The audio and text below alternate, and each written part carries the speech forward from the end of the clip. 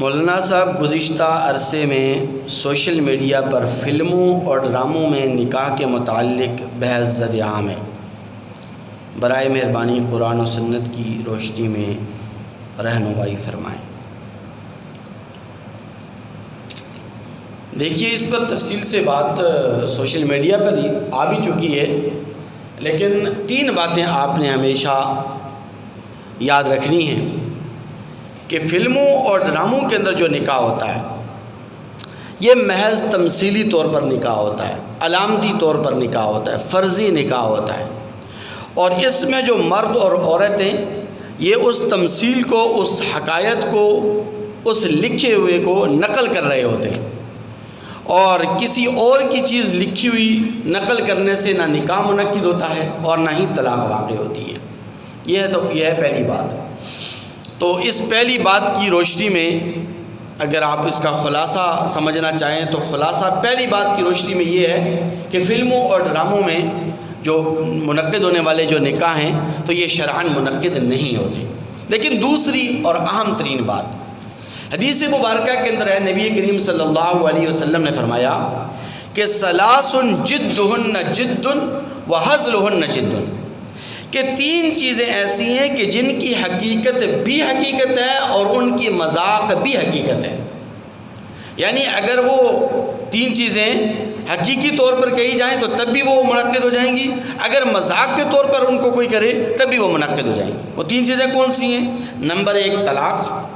طلاق اگر کوئی بندہ مذاق میں بھی کہتا ہے اور مذاق میں بھی طلاق دیتا ہے تو تب بھی طلاق واقع ہو جاتی ہے۔ دوسری چیز ہے قسم، کہ قسم کوئی بندہ مذاق کے اندر بھی اٹھائے تب بھی قسم منعقد ہو جائے گی، حقیقی طور پر اٹھائے تب بھی منعقد ہو جائے گی۔ اور تیسری چیز نبی کریم صلی اللہ علیہ وسلم ہے کہ نکاح بھی ایک ایسی چیز ہے کہ اگر اس کو مذاق کے طور پر منعقد کیا جائے تو تب بھی نکاح منعقد ہو جائے گا، حقیقی طور پر بھی منعقد ہو جائے گا، اور مذاق کے طور پر بھی کوئی نکاح کرتا ہے تب بھی نکاح منعقد ہو جائے گا۔ اب یہ جو فلموں اور ڈراموں میں جو نکاح ہوتا ہے تو اس کے اندر فقہاء کرام نے لکھا ہے اسی حدیث مبارکہ کی روشنی میں کہ اگر تو وہ لڑکی جس کے ساتھ نکاح ہو رہا ہے اگر تو وہ غیر شادی شدہ ہے اور وہاں پر اگر ایجاب و قبول ہوتا ہے اور نکاح منعقد ہوتا ہے اور ایجاب و قبول ہوتا ہے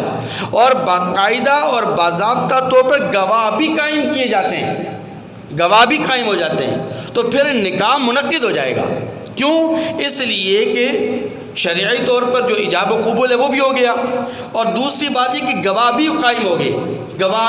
قائم ہو گئے، تو اب اس صورت کے اندر اس غیر شادی شدہ لڑکی کا نکاح فلموں اور ڈراموں کے اندر بھی منعقد ہو جائے گا۔ یہ پہلی صورت ہے کہ اگر وہ لڑکی غیر شادی شدہ ہے۔ اگر وہ لڑکی شادی شدہ ہے تو پھر ایجاب و قبول سے نکاح منعقد نہیں ہوتا، پھر ایجاب و قبول سے فلموں اور ڈراموں میں نکاح منعقد نہیں ہوگا کیونکہ وہ لڑکی شادی شدہ ہے۔ تیسری اور اہم ترین بات وہ اس سے بھی زیادہ اہم ہے، وہ یہ کہ پھر اس کے اندر نکاح کی جو حرمت ہے وہ بھی دیکھی جائے گی، کہ اگر نکاح کی حرمت کی وجوہات اگر پائی جائیں تو پھر تو نکاح منعقد نہیں ہوگا، لیکن اگر نکاح کی حرمت کی وجوہات نہیں پائی جاتی،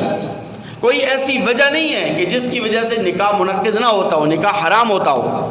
اور پھر ایجاب و قبول بھی ہو جائے اور گواہ بھی منعقد ہو جائے تو تب بھی نکاح منعقد ہو جائے گا، اور یہ مرد اور عورت باقاعدہ باضابطہ طور پر ایک دوسرے کی میاں بیوی بن جائیں گے۔ یہ تب ہے کہ نکاح کی جو حرمت کی جو وجوہات ہیں ان وجوہات میں سے کوئی وجہ اگر نہیں پائی جاتی۔